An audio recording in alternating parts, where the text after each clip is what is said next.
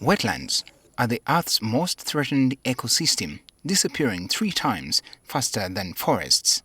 In the urban areas, there is indiscriminate encroachment for expansion of human settlements, while in the rural areas there is steady conversion of wetlands for agricultural use. In Uganda, wetlands continue to be degraded, and the current area of wetlands across the country is below that recorded in the 1990s. According to statistics from the Ministry of Water and Environment, in the 1990s, Uganda had 15.6% wetland coverage, which reduced to 13% in 2015. Of these, 8.9 were intact, while 4.1 were degraded. But in the last 30 years, the wetland coverage has reduced from 15% to about 8%. And I can tell you, at the rate at which we are losing wetlands, it could be a problem in the next 20 to 50 years. We may find ourselves with no wetlands. President Museveni has on several occasions condemned the growing practice of encroachment and degradation of wetlands, calling for all those settled in these areas to vacate. Nobody should be allowed to interfere with the lakes, with the rivers, with the wetlands and the forests, because they are the ones which give us water in the form of rain, and they are the ones which conserve the water, and I was telling them that they also clean the water. Just as forests are referred to as the lungs of the earth, wetlands are the kidneys that regulate water and filter waste from the landscape. They play vital ecological and socio-economic functions such as flood mitigation, water purification, erosion prevention, moderation of extreme flows of water, and maintenance of water tables in surrounding lands. And that's not all. They also provide habitat for numerous species of animals and plants that contribute to rich biodiversity. They provide essential food, medicines, water supply, and fisheries. Wetlands also help in nutrient retention, elimination of toxins, and tourism, among other benefits. Given the high rate of degradation, government working together with non-government organizations is however determined to reverse the trend through wetland restoration. 2020, Nature Uganda and a team of other civil society groups, including Uganda Biodiversity Fund, ECHO, and Wildlife Conservation Society, we came together and applied for a fund from European Union. Now, this fund was specific. It was to support restoration of areas that have been degraded or damaged by the presence or because of the presence of refugees. One of the affected areas is Kamwenge district. Kasim Aliganyira is the district senior environment officer. All the 30 wetlands, including the river, all were encroached on. All their parts were encroached on. We had some patches that were not encroached on. At least around 70% of those wetlands were encroached on. The River Mpanga wetland system has also not been spared.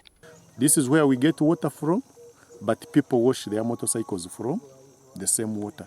Here, at least this one is just outside, but the same water, it goes back. Then we have a challenge of animals grazing, drinking from the same water that we also use. This river that traverses a couple of districts of Kabarole, Chenjojo, Kamwenge and Kitagwenda is a source of water and electricity for some of them. This is the national water station, whereby it draws its water from River Mpanga. This water is supplied to Kamwenge district, and it also serves part of Ibanda in Ishongoro, and of current, Ministry of Water and Environment is planning to put another plant in Busiriba, which will be supplying part of Chenjojo and Busiriba sub-county in Kamwenge Town Council. And we have a power station which is also supplying, where we get power that supplies Kamwenge and other neighboring districts. To check encroachment on the wetlands in Kamwenge, the district, with support from the Uganda Biodiversity Fund, embarked on the demarcation of some wetlands in the area. Kajororo Wetland is one of them.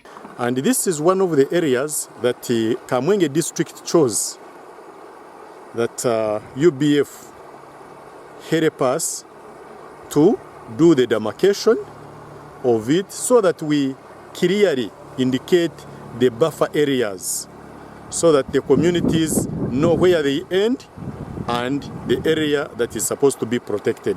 This, as confirmed by some local area leaders, has helped in checking the encroachment and enabled regeneration of the wetlands.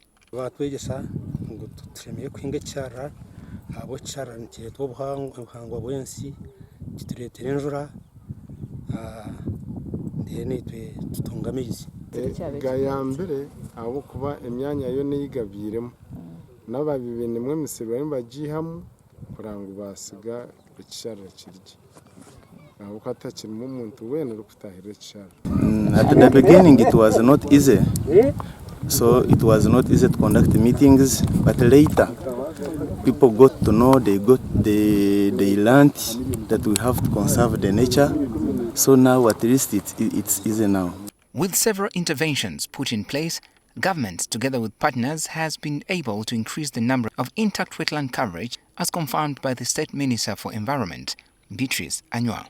We are beginning to see a positive trend with the intact wetland coverage now standing at 9.3%.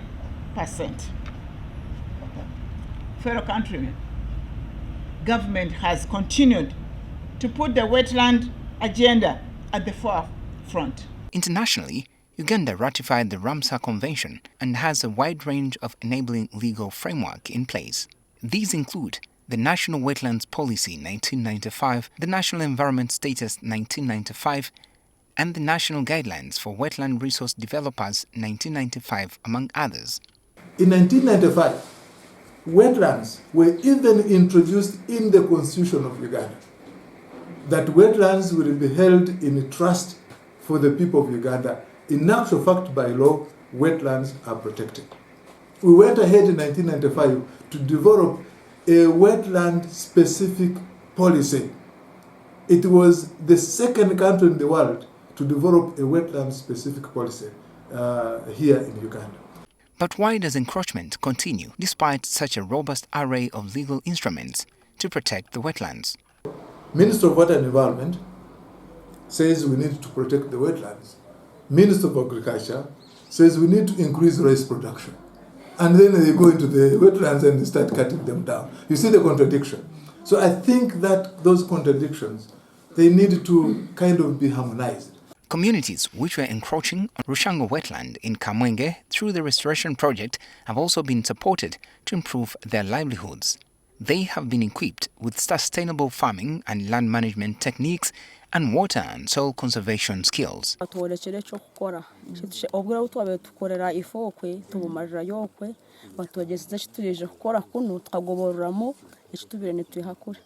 Batuka ni batugamba tukole gurupu bwe twamara okukora gurupu nibaja ni batuyigiriza okulimo kw'omurembe. The communities have also been supported to set up fish ponds as an alternative. They teach us when we keep this area to be fresh, we can get more things from this area. We can gain oxygen from the wetland. You can gain more money. You can use this area to use these things which you have seen like fish ponds. This is Rushango Wetland in Bihanga Sub-County in Kamwenge District. It's one of the wetlands that had been degraded to the ground. But due to intervention from the district and partners, it has naturally regenerated. The leaders here believe that through provision of alternatives, these ecosystems can be protected.